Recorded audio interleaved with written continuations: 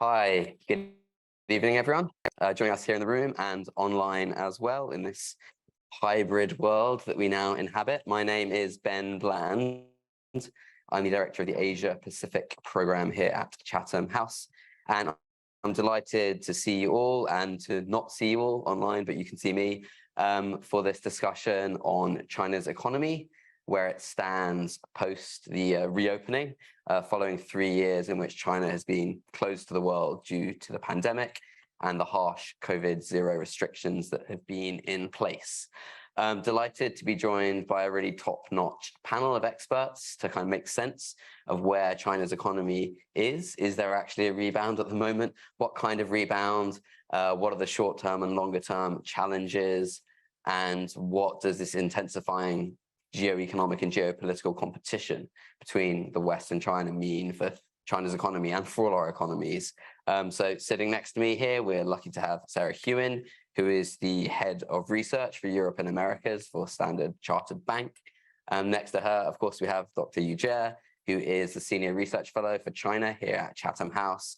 And joining us online from Washington, DC is Qianlei Huang, who is a research fellow at the Peterson Institute for International Economics. So thanks for joining us here, and thanks to you all.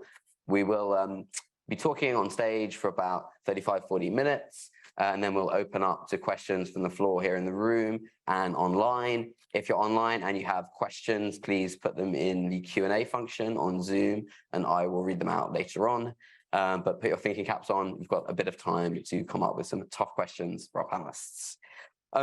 Let's just get straight into the meat of the subject, Sarah. I'm going to come to you and just ask to digest a little bit for us what the latest economic data coming out of China tells us about the state of the economy and this rebound or not. Well, we're still waiting for the first quarter GDP data, which we get in about just under a couple of weeks' time. But the high frequency data that we see and the data for January and February suggests that there is an upswing. We've seen quite a reasonable pickup in industrial production. If we look at surveys of manufacturing and services, then there's been a rebound there as well. Quite a strong rebound. After growth of, flat zero GDP in the fourth quarter of last year, we think that we'll see quite a good rebound in the first quarter. Year on year, we may be as high as 4.9%. For Q1, which is we've sort of recently revised up our expectation for the quarter, given some of the data that we've had more recently. So I think that we are starting to see signs of the impact of the reopening, move to a normalization. Some areas obviously are not looking so strong, and in particular, exports are still relatively weak. So that's sort of one, with the recovery that we're seeing so far seems to be domestic demand driven rather than export led. Okay, and where in particular are you seeing those signs of strength? What sectors or what parts of the economy? So we've seen a pickup in auto production, for example, on the manufacturing side. On the services side, as you would expect, a recovery in hospitality, a pickup in retail sales as well, and travel, transportation. So in a sense, we sort of know the playbook. If we look at the experience that we had in the UK, across Europe, in the US, when pandemic restrictions were lifted, then we saw these I suppose, sort of, face-to-face type of activities increasing, and travel and transport recovering as well. So those are the areas that we've seen. Interestingly as well, we do have some hints of housing sales recovering as well, which has obviously been one area that's been very subdued, very weak. But the data are suggesting that there's something of a pickup there. Yeah, I'm sure we'll get onto the property sector shortly. Yu Jie, I want to come to you next. So we've sort of heard a bit about the picture now. I want to understand a bit more about how that tallies with the kind of messaging that's been coming out of the Communist Party and the Chinese government. Obviously, we've had the kind of 5-yearly Party Congress, and Xi Jinping's got his next term. Then we had the 2 sessions, the Lianghui, recently, where there was some more kind of updates about changes in the government. So what messages have you been picking up out of these big kind of showpiece political events about the direction the economy might be moving in, and so at least what the party and the government want to see in the economy? Right. Okay. Good evening, ladies and gentlemen. Delighted to see many of you return to Chatham House. Thank you, Ben. 3 things I picked up in here. And firstly, this is now the economy that is not only about growth, not only about double-digit GDP that China has produced in the last 50 years or so, but instead, I think Xi Jinping really putting the heart of, in terms of security and economic development should really go hands in hands. So that really the notion of financial stability, the notion of that property sector perhaps will not having a negative spillover effect towards other wider economy would really be at the heart of this political messaging from the Chinese leadership. Now, second very interesting element I picked up is on this gigantic government overhaul that for those of you who have followed China, that realize the government seems to have that sense of overhaul. A certain department has been cut. The entire civil service has reduced around 5%. So again, there's some significant salary reductions in there, and particularly for the banking sector. And I think Xi Jinping and Li Qiang made it very clear that they would not necessarily want to have the financial industry that thriving, and hence could potentially producing some gaps and cracks, and that perhaps were not leading into some kind of economic collapsing of China. So I think that notion of security has come out very strong for Xi Jinping's 3rd term. Now, lastly in here is that while we're talking about property sector, while we're talking about reviving the Chinese economy, but I think really what government want to do is they're channeling most of the money in the property sector into the high-tech sector. Essentially, this is the government to prepare its own economic survival. This is the government that has to prepare the worst yet to come on the competition with the United States. Hence, again, the idea of security, the ideas of having scientists sitting in the cabinet seems to be more important than having the financial and economic planners sitting in the cabinet in the Politburo as we had in the past. So I think those 3 things seems to be very unusual compared with any of the previous government, compared with any of the previous National People's Congress. Yeah. Thanks, Yu Jie. And Qianlei, I know that you do a lot of work on the private sector in China, I guess much maligned recently by some key people in the party. What sort of signals are you picking up from Chinese businesses, foreign investors in China about their confidence in the economic outlook? Because presumably they're going to have to play a pretty important role if this kind of initial bounce back that we've seen is going to be sustained. Well, first of all, thank you, Ben and Dr. Yu Jie, for having me. I'm very glad to be with you today. Well, we know that private economic activity in China has remained very weak in the past couple of years because of not only zero COVID, but also the repeated government's crackdown on private businesses and the government policies that favor state companies.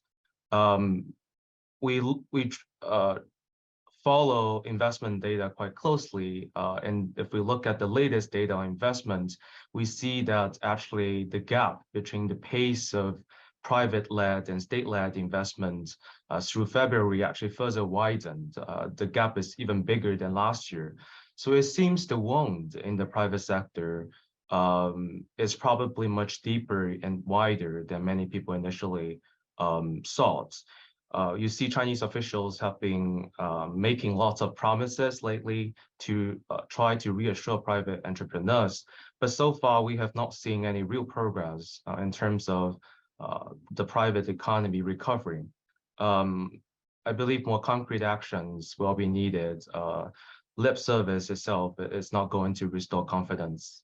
Thanks, Qianlei. I mean, on that point, Yu Jie, I might ask you to dig a bit more deeply here, because there is a lot of mixed messages coming out of the Chinese leadership. On the one hand, there are these messages about self-reliance and economic security. On the other hand, at the China Development Forum, we recently hear the same old noises of actually we will open our arms to foreign investors, etc. But what's Yeah, what's more important of these mixed messages? What is actually kind of the driving motive, and how far is there a tension between kind of the need for growth on the one hand and the desire for security in this uncertain world on the other?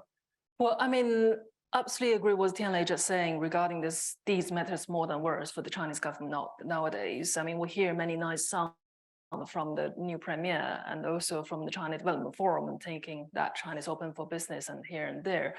But I think for the short term, let's look into this, that the Chinese government definitely do have the interest of revitalizing the private economy. The reason is unemployment. Now, the reason we are talking about 5% GDP growth, and for me, that is quite a modest target. But really the monumental task, the mountainous task for this government is really about the job creation, which is including 12 million fresh graduate jobs, which is around 20% of the British entire population. So that is a new job creation that the government required to do. And where are those jobs have to come from? And mostly will have to come from the private sector. Now, judging from the past experience, that most of the private companies make up around 60% of the total employment of China. So again, if the government want to have the economic back on track, they will have to be friends with the private entrepreneurs. So that's the reason why saying, Li Qiang said recently, the private entrepreneurs of China is a part of a family. But in terms of part of a family, do you want it to be someone that you cherish, or do you want to have your family members being the black sheep? So I guess I think it's really the former that wants something to be cherished in the shorter term. So that's about economic rebound. Now, the second element, I think, is obviously come to the longer point regarding the economic survival picture I said regarding the security. I think overall is that Xi Jinping would also hope that the private enterprises would be in line with the longer term development target of the country, which is mostly spending money on the basic scientific research. So it's not about fintech. It is not about cryptocurrency. It's about how China will be able to devise the basic research that will be able to make up the gap that China still remains to have between China and the United States. And Sarah, I mean, I wonder what you hear from your clients. You talk to a lot of international companies who are following China, who are doing business in China, keen to do business in China. What's their sort of sense about this direction of travel and the openness, or the degree of openness to foreign investment into the private sector? How much is that a concern? And what sort of things would they want to see to convince people that this isn't just sort of warm words, that there is some sort of substantive reopening and a desire to kind of open new doors to foreign investors? Yes, I mean, I think that there's an acknowledgement that it has been a relatively difficult time in recent years, pandemic and the sort of property crisis and the, I suppose, less friendly sentiment towards the private sector, but clearly there has been a sort of turnaround, and the government sort of making overtures to the West and to private businesses as well, but yes, I mean, as our colleagues have said, it's more important to have some follow through. It's not just enough to have the warm words, and I think that there's an element of mistrust that will only turn around in time. I mean, taking a step back, of course, there is very supportive policies. So we've got a sort of big fiscal stimulus, which was in place last year as well, but you now have the right conditions for that to gain traction.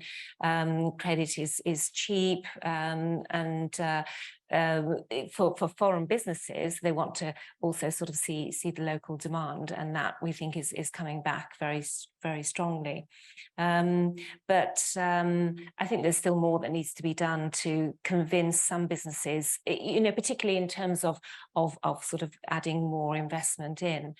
And at the same time, as I say, it's a market that absolutely cannot be ignored. So for many businesses, very pragmatically, it's a question of, planning for the next 5, 10, 15 years, and that inevitably will require investment. I suppose what we have seen as well is that businesses are not divesting out of China, but where they're increasing investment, it's in China, but also across the region, partly for issues of cost as well, because costs have risen in China, and there are sort of cheaper, alternatives in the region. And in terms of kind of what foreign investors want, are there specific reforms or specific things they would like to see to give them confidence? Like, do you have a sense of what it would take to convince people from the outside world? I think it is very much a sort of top-down thing. So rather than specific regulations, because it's the sentiment behind and the, I suppose, the sort of softer aspect of business, rather than the, specific rules and regulations that have been put in place. And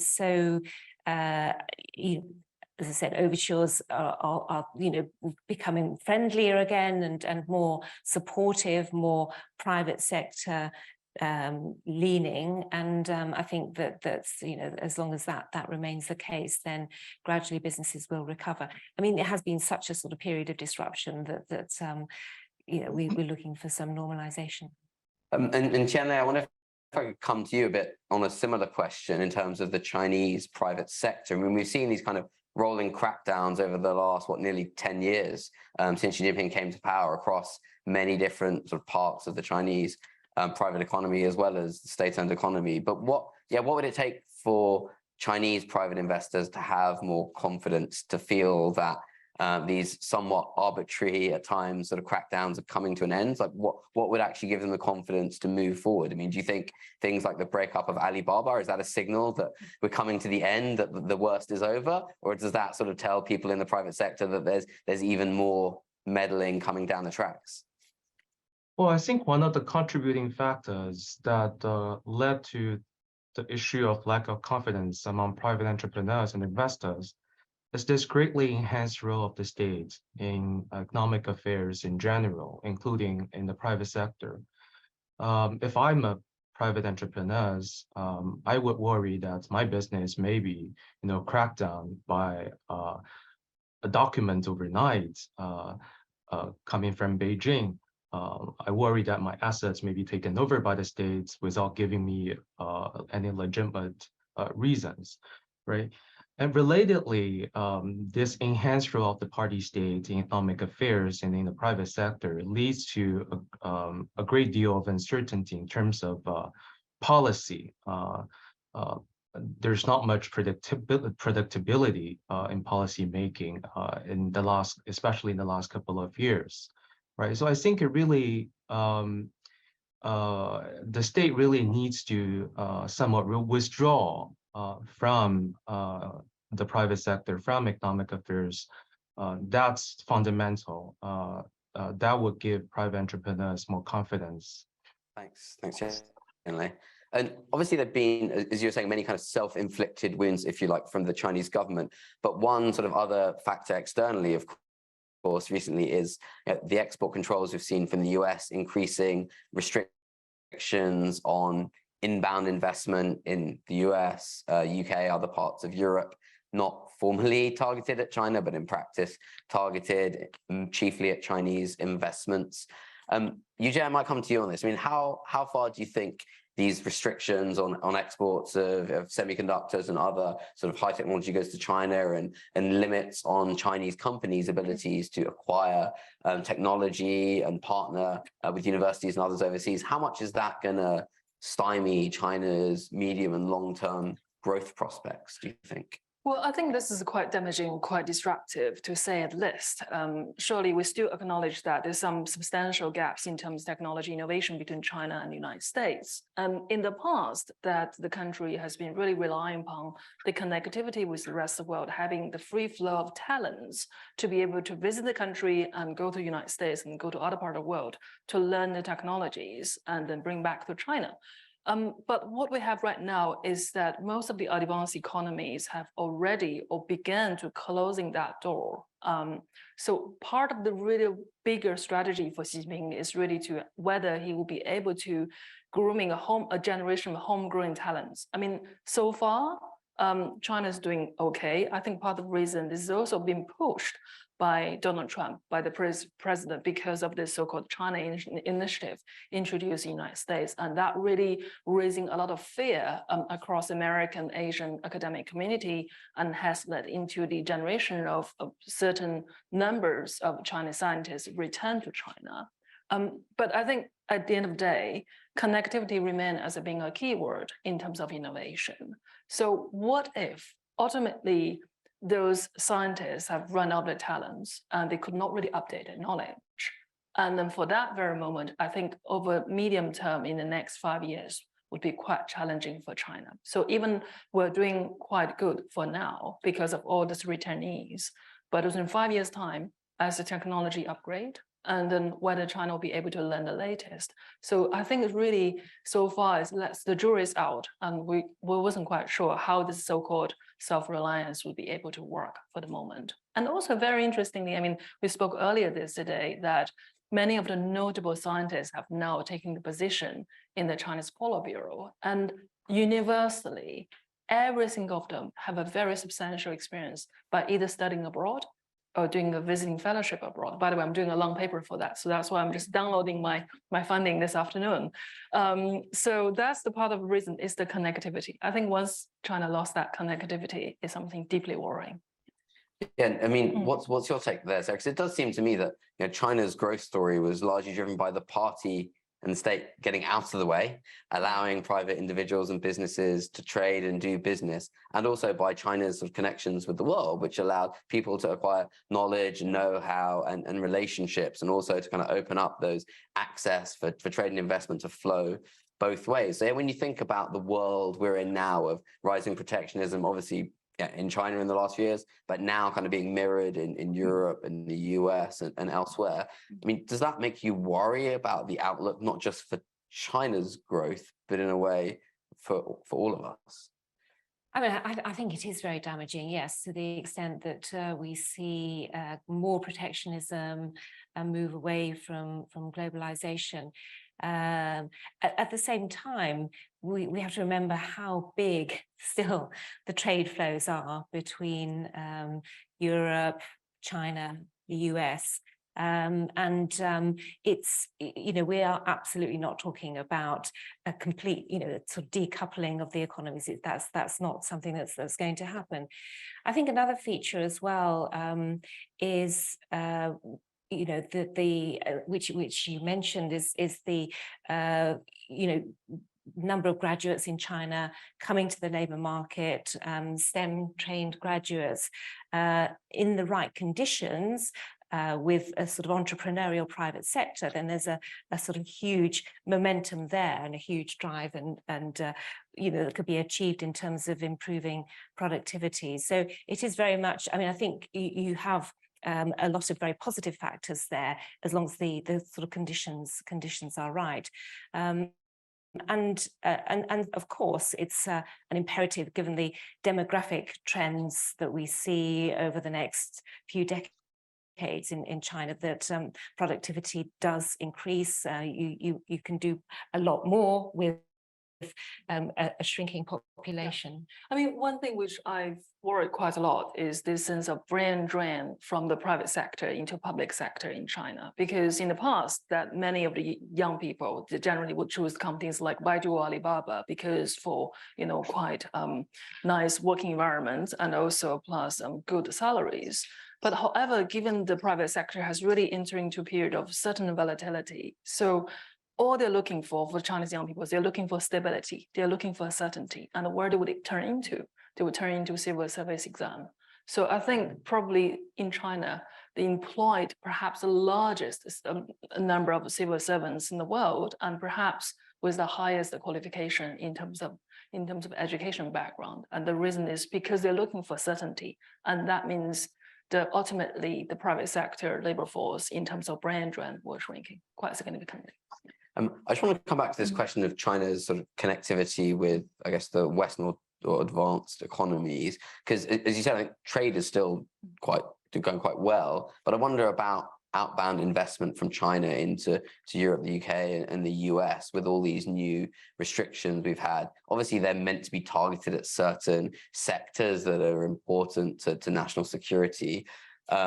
But aside from the fact that there's not that much transparency about how these things work, you would imagine it's quite a deterrent to other Chinese investors, even in non-sensitive sectors. So do you have a sense, Sarah, of kind of what the outlook is for Chinese investment? Because just thinking back 5 or 10 years, it seems like an age, but in Europe, in the UK, in Australia, in the US, sort of every city mayor, every owner of a business, turnover more than £10 million a year was hoping to sell their company or sell their real estate to Chinese investors, and it was a really big source of growth and dynamism in our economies. But do we think that will ever come back, or is that golden era, as it was called here, is that sort of gone for good with these new restrictions in place? And it is basically a hostile environment that's quite deliberately being created to deter Chinese investment.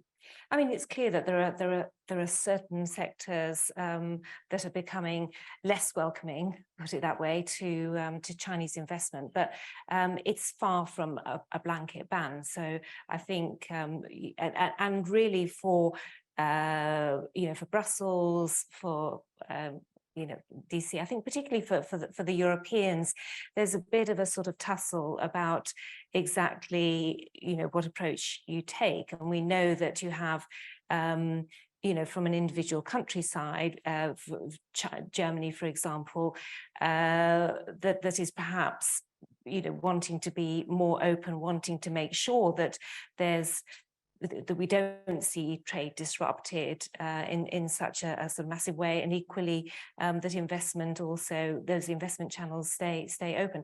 Now, I mean, it's clear that we're not going to, to me, it seems likely that we're just not going to get back to the very open and very sort of large scale flows of investment that we'd seen previously. But that's not to say that there isn't scope for continuing investment in large parts of European economies, albeit with certain sectors probably now becoming off limits.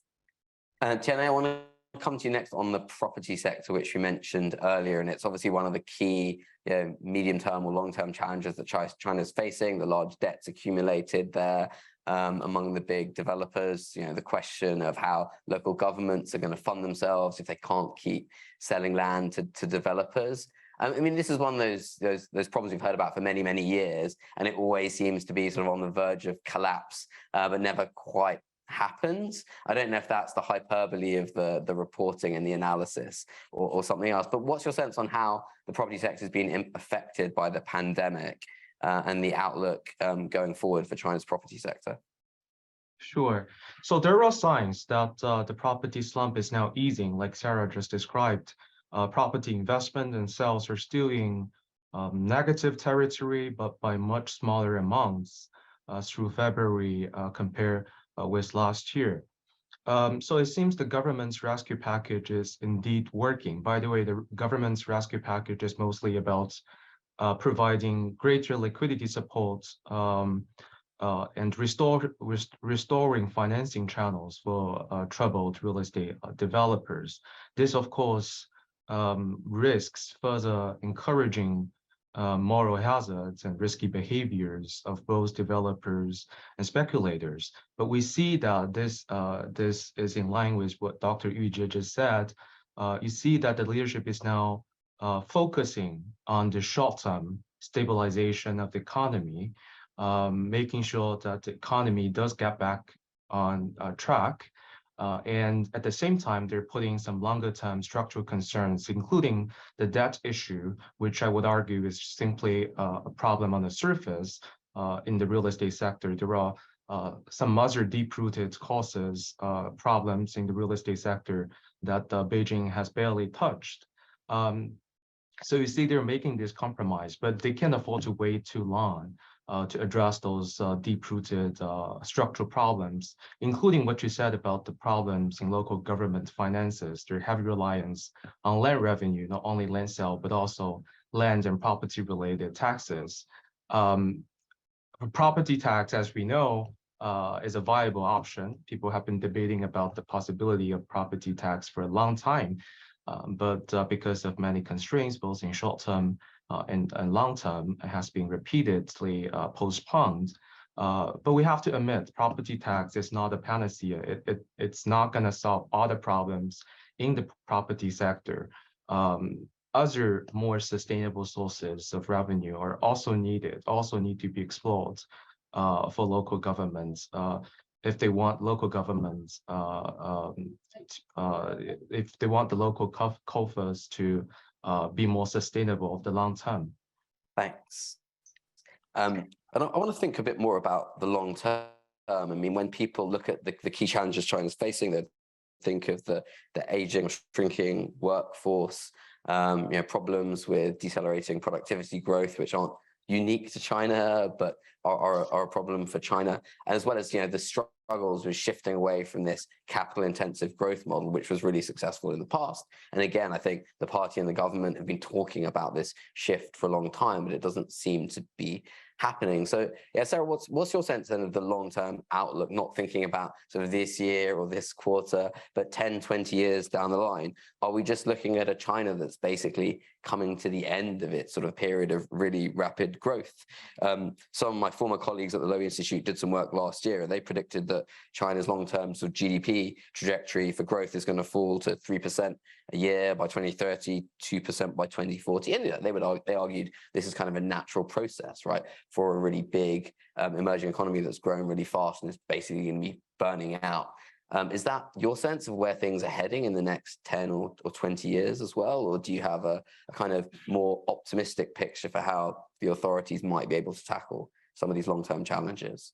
Yeah, I mean, I think it's probably important to sort of separate out the annual growth rates, the outlook for growth rates, and the longer term future. I mean, as the population shrinks, then naturally there will be a slowdown. If we go back, we can remember times of sort of double-digit growth year on year. 8%, 7-8% was the norm. Now we're looking at 5%. I mean, we think sort of a bit more than 5% this year, but probably over the next few years 5%, and then slowing to 4% and lower. But I think that the big question is, in per capita terms, is wealth going to rise? And I think that there are, plenty of opportunities for that to happen. I mean, one of the areas that we haven't discussed, of course, is sort of, climate-related green investment and technology, which has already gone quite a long way in China. I think has got quite a long way to go, and it's perhaps one area where there is scope for cooperation between, with Europe and the US as well. So the the sort of emphasis on improving human capital is highly significant. If we look at economies where the long-term outlook is less encouraging, it's where the human potential is just not being utilized to its full, or there's not the sort of education and training that's in place to improve outputs from individuals. So I would say sort of get away from the sort of the headline numbers on GDP and look at what's happening GDP per capita and the environment in which you can really sustain a stronger productivity growth. And on that point, Yujie, I mean, of course, the long-term health of any economy is not just about high GDP, but more equitable growth, training people, giving them opportunities. And China obviously suffers, like a lot of large emerging economies, from huge inequalities. I mean, Xi Jinping has talked about, or implied, he might look to address this. We're talking about common prosperity and the like. I mean, have we seen anything out of all these different policy documents and personnel shifts of the last few months that gives any indication of what the party and the state is actually going to do to try and reduce inequality in China and ensure there's more even growth? Well, I think there's a quite mixed message in here. I mean, we had 2 events in the last 6 months. So the 20th Party Congress, of course, we have seen quite a clear interpretation on what Xi Jinping wants regarding common prosperity essentially is to close the income gap between the coastal provinces vis-a-vis the inland provinces. So that was very clear for the Party Congress. But however, I think because of the current state of the Chinese economy and hence the ideas of having economic growth somehow become a more renewed impetus, become more important than just so-called common prosperity. And also by the talk of common prosperity, that is already ruffled quite a few feathers among the private entrepreneurs. So I think that's a part of the reason why the Premier Li Qiang, in time of the press conference, and he did not even mention the term common prosperity at all. I mean, I remember 2 years ago, many of the investment bankers even asked me, how do you interpret common prosperity? I said, just be prepared. Many of your clients won't keep the money for you because Xi Jinping want to have a Robin Hood approach. But nowadays, it seems to be that term has been temporarily, let's put in this word, temporarily being removed, but we're not quite sure when that term will come back. And I'm pretty sure that will come back because we have to bear in mind that 2/3 of the Chinese population are largely rural. And these 2/3 of the population are essentially the core supporters for the regime and also for Xi Jinping himself. So I think whatever he do or say to guarantee a regime security and legitimacy, he will have to satisfy the majority of the population. I'm going to come to questions from the audience in 1 sec, but one last question, Yujia, for you actually, talking about terms that have been dropped. What's happened to the Belt and Road Initiative about which we heard so much for so long, and now we don't seem to hear so much about it, but these other new initiatives, the Global Development Initiative, the Global Security Initiative, the Global Civilization Initiative. What's happened to the BRI? Well, I mean, every day when you become a China person, you have like all this vocabularies to learn. So BRI I've learned in the past 8 years, and now I have to learn this whole range of new vocabulary beginning with a G. So GDI and GSI and the GCI as well. Now, regarding BRI, I think the line has always been very clear. And I think that line has been quite clear ever since April 2019, the second Belt and Road Forum, that the Chinese government did not pledge a single fresh capital ever since 2019, because the government realized the way how they operate the BRI in the past is simply just not very sustainable financially as well as environmentally. So I think Beijing has really learned the mistakes in the past and tried to fine-tuning, or put in this word, recalibrate BRI. That is to say, letting whoever the company or provincial governments that has already participated in BRI projects in the past to finish off the projects, but not investing anything new. So that is just one element, and very clear shift really come from, if any of you will go back to the 20th Party Congress report on page 8, the section on, sorry, that'll be a bit nerdy in here. And then there was very clear mention by saying, the BRI from now on would be a trade promotion platform for the Chinese companies, for the Chinese provincial governments. So that's where we are. The government has offered a very clear answer. Now on the GDI and on GSI, is essentially a diplomatic narrative that China is very keen to present. And that diplomatic narrative, which is quite different from the so-called liberal international order. Great. Well, yeah, happy to take questions now. So just stick your hand up and we will tell us who you are. We'll bring a mic to you and ask your question. Yeah, one here at the front. Hi, my name is Jaylan Shimshek and I'm a legal advisor. So I have 2 questions. The first one is of clarification. When we say the Chinese economy has opened for who? I just want to clarify that. Is that the Han Chinese population that's government affiliated, or does that also include non-Han Chinese people? Open for trade. And the second one, I think one of the questions was in terms of reforms and regulations, what could private companies be looking at for reassurance? Recently, the US, well, not recently, the previous year, the US government passed the Uyghur Labor Prevention Act, or otherwise known as Uyghur, which essentially bans companies from importing goods made with Uyghur forced labor.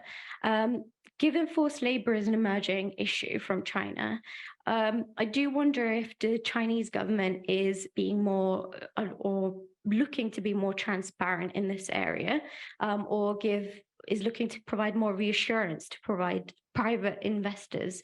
Thank you. And it could be anyone who answers this. Thank you. Okay, thanks. Chandler, I mean, given you're in the US, there are these new restrictions. Is that something you can answer for us? I think those are great questions, but hard to answer. I think there's very little transparency as to what the Chinese government is doing in response to these foreign concerns, legitimate foreign concerns on forced labor and human rights. I think I've read somewhere that they're asking companies executives to come to Xinjiang and see how factories there, how production works in the region. But that obviously has not resolved the concerns of many foreign companies. I guess we'll have to keep an eye on how things are evolving on the ground there. Sorry, I can't give a very clear answer on that one. Perhaps Dr. Yu knows more.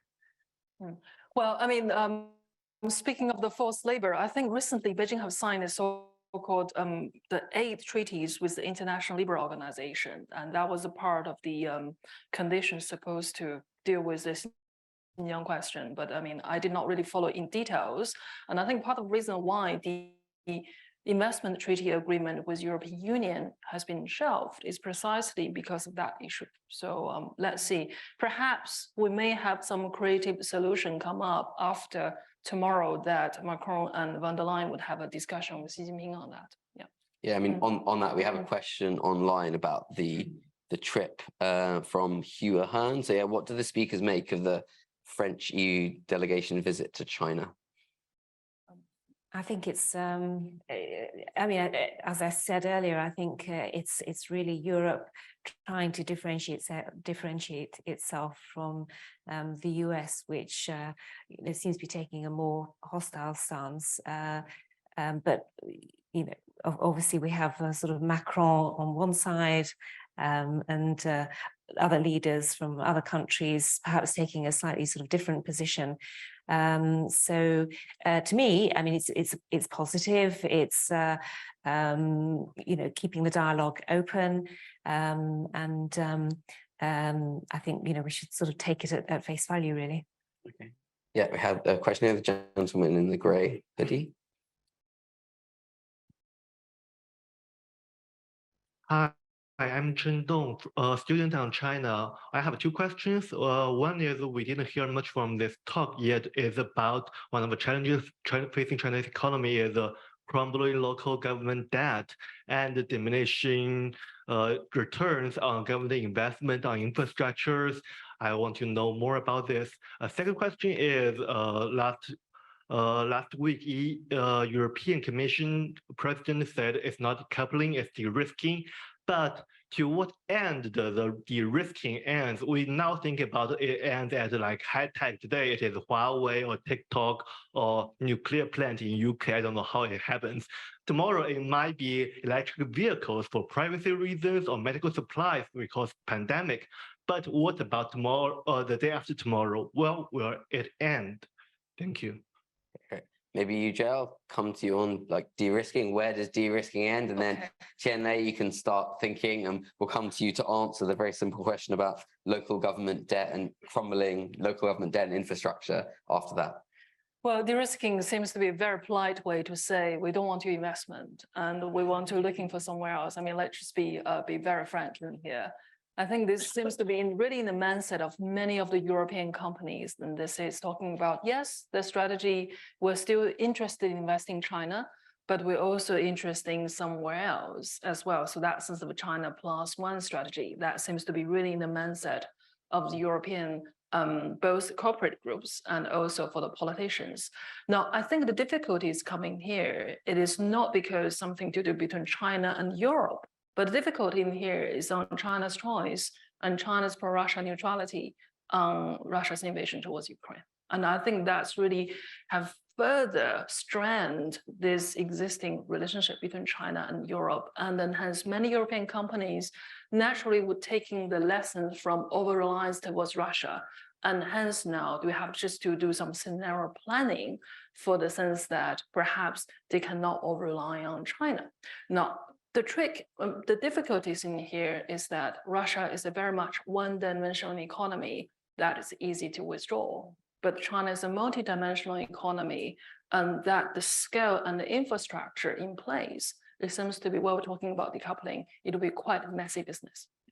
And Tinier on local government debt. Yes, sure. So I believe one of the long-term goals of the institutional restructuring coming out of the 2 sessions last month was to reduce conflicts in the mission of local governments that have long been charged with the due responsibility of promoting growth and at the same time acting as watchdogs against local financial risks. And one of the best example of the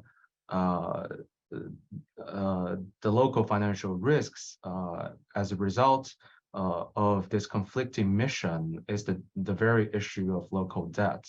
So by restructuring the party-state apparatus, I believe a long-term goal is to deal with these risky points in the economy.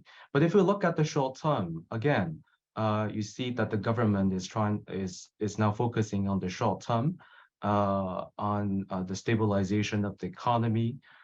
In practice, it means providing more liquidity support for those local firms that are probably facing troubles in repaying their debt obligations this year or next year.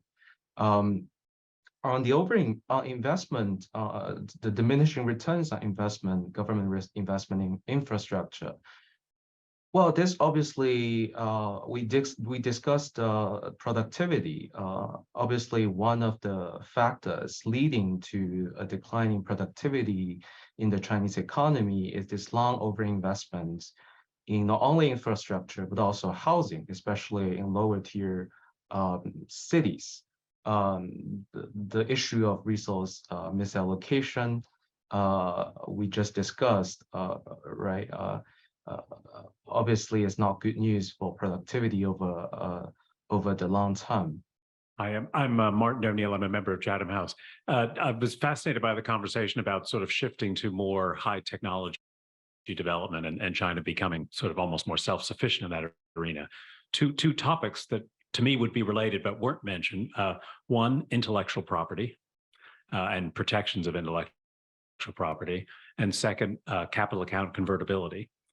Can you realistically develop a high-tech self-sustaining economy without those elements? And has there been any hint that the government's even thinking of doing something in those directions? Yeah, Sarah, do you want to have a go? We heard a lot about the internationalization of the RMB for a long time, and now we hear very little about it. I mean, absolutely. That's what I was going to say. We had an RMB internationalization index that we ran for a while, which was on a rising trend for a while, and that's stalled. So it seems like we are still some way from capital account convertibility, and we do think that over time that is going to be essential to sort of China fully playing its role in the international economy.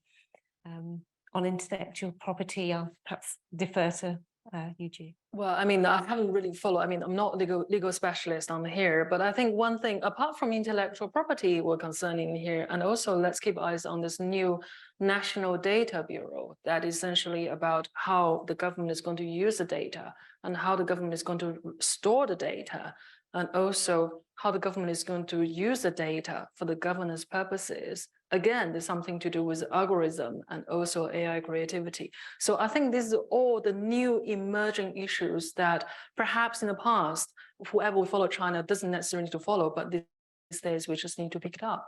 Yeah. Okay, we've got a question towards the back. Hi, Jonah Kaplan from the United Kingdom National Committee on China. I was just wondering, in light of the IMF warnings today that friendshoring is a serious damage to global growth, and in particular highlighting Apple's moves of its supply chains out of China towards India, how is China likely to respond to growing strategic economic competition from India and other regional states? Thank you. I mean, I think, we would probably see it in a more positive light. China benefited, after WTO membership, benefited hugely from rising trade, rising investment, benefiting from sort of demand for its goods globally. But the opportunity for China now, and has been for a while, is moving up the value chain.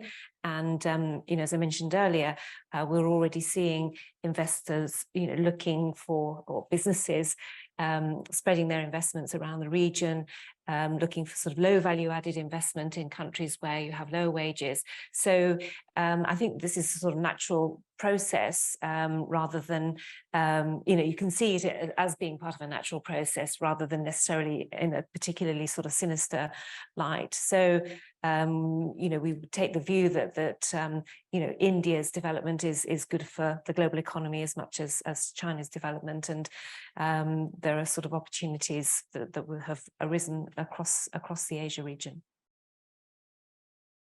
There's a question here, a gentleman in glasses. No, sorry, in front, just in front first. So yeah, we can come to you next. Hello, Michael Mo, former pro-democracy Hong Kong councillor, right now Century Scholar at the University of Leeds. So one of the question I would have comment and question about it is that whether we should have a healthy skepticism about the opening up of private enterprise involvement in China's current economy. For instance, we still see similar works have been spoken in 2018 from Xi Jinping. At the same time, we see a bit of private sector's head is absent from the meeting this year. And Shen Dawu is still being jailed for now. And so for me, I would is it just a repeat of rhetoric instead of really opening up? Yeah, Chen Lei, do you want to take that one? Sure. So it's not only just a repeat of rhetoric, it's a repeat of a cycle. You see that they often use the private sector as a counter-cyclical lever. When they need growth, they would say a lot of nice words about supporting the private sector. And when they feel economic conditions look good, they do something to correct course. Sometimes they do have logical and legitimate justifications for doing that. That was the case 2 years ago when they cracked down on the platform industries. They did have logical considerations on anti-monopoly, on data, and etc. But they did everything all at once. That was the biggest issue. The campaign style crackdown on the platform industry led to, it had a spillover effect across board, right? Private companies in other industries were also hurt badly. We at the Peterson Institute track the private sector's share among China's largest companies since Xi Jinping came into power roughly a decade ago. And we see that the private sector share among China's largest company, not only listed, but also non-listed companies, it was increasing really fast through 2019. And since 2020, things starting to change. We see a very visible retreat of the private sector among the largest companies since 2020, and it has not recovered yet. So this is a cycle. I mean, that's why the issue of the lack of confidence among private entrepreneurs is a repeated thing that you hear from time to time. There was gentleman just behind as well. George, no. George Stacey, member of Chatham House. I've travelled to China several times over the last 10, 15 years and looked at the increasing number of coal-fired power stations that have been built, the lack of infrastructure, the serious local government debt, which I've always felt has been brushed under the carpet, which is never the right thing to do with government debt, in my experience. I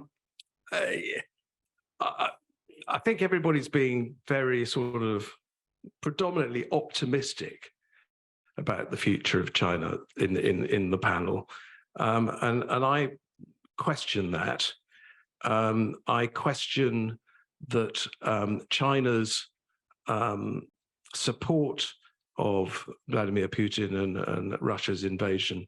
So talking of questions, is there a question? There is a question. I'm questioning whether China will continue to be the focal point of international trade, and particularly in the light of threats towards Taiwan, the way they've treated Hong Kong.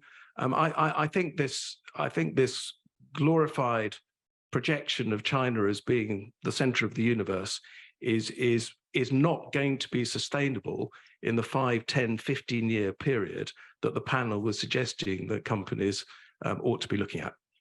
Yeah, sure. I mean, it's never supposed to be a glorified picture as such. I mean, that's definitely not the job what we do at Chatham House. And what we're trying to say is what are the policies and what are likely short-term implications? And none of us are actually in the cabinet, in the room of Zhou Enlai, so we wouldn't know. We can only judging from public sources and judging by words. But as I said earlier, these matter more than words for now. And really for many of the Chinese private entrepreneurs, and I mean, maybe perhaps you could use the old Chinese saying here is, once you're bitten by a snake and you'll be really scared by a rope when you come across with a rope. So that is where we are with the China these days. Now, secondly, regarding that picture of that gigantic China as the gigantic entity, as if that Xi Jinping can decide everything. And I think that's also far from being reality as well. Even though he has managed to secure his third term, and he still have to deliver all this mountainous task by all his colleagues around him. You know, look at that team of 24 Politburo. I mean, each of them will be tasked in different sectors and policies. And he still have to count on the others to deliver those tasks. And then hence you have various political trade-off as well. So I wouldn't necessarily consider that it's just one man's rule and one man's country, but actually it is a continent that perhaps as complex as we really take a 24-hour job to try to understand. We have a question at the front. My name is Bill, guest of the House of Hong Kong. Just when the previous gentleman talked about like the future of China. So when I think about like the current demographics, like is so important, that whether it can be resolved like beside immigration. Thank you. Yeah, so it doesn't look likely that China is going to have an open immigration policy. Someone told me recently, I haven't checked the facts yet, that Switzerland has more foreign residents than China, which is quite revealing. Yeah, so yeah, short of immigration, what realistic solutions are there? Well, can I? suppose. Oh yes, no, go ahead. Go for it, Tiana. All right, sorry. Well, I think this view that China is doomed to fail because of its demographic challenges is sometimes exaggerated. China is still a partially urbanized country. People are still moving from the countryside to cities, from agriculture to urban jobs, from smaller cities and towns to bigger cities. I mean, these trends are very clearly shown in the latest 2020 census data. So as long as this source of growth, which is urbanization, continues, the demographic issue will not bite, at least in the short to the medium term. And also, we talked about human capital early on this panel. The Chinese workforce is getting increasingly skilled, partly because the younger generations are substantially more skilled and well-educated than the older generations who are exiting the workforce. And also, China is gradually pushing forward this agenda on later retirement. So these factors will offset some of the drag from declining demography. Of course, that is not to say that China does not face serious demographic challenges. It does. And the demographic issue poses problems to other areas in the economy as well, like the social security system and also government finances. These issues are in themselves real and serious. But I'm just trying to say here that this view that China is doomed to fail because of demography is sometimes exaggerated. By the way, there is indeed a mention of opening for immigration in the latest 5-year plan. There is a single sentence. No detail has been announced, but Well, we'll look forward to that. I think we have time for one more in the room, maybe right at the back in that corner. Thank you. I wanted to ask a question about the trend of restrictions on information coming out of China. This obviously isn't a kind Do of you want to tell us who you are, sorry, first? Phoebe Boswell from a London-based business intelligence company called Alico. So yeah, restrictions on information coming out of China is obviously not a new trend, but there are a few things that happened recently that I thought were perhaps of note. So the restrictions on access to an academic database, and then this law, PIPL, the personal information law, that I think the 6-month grace period was up at the beginning of March.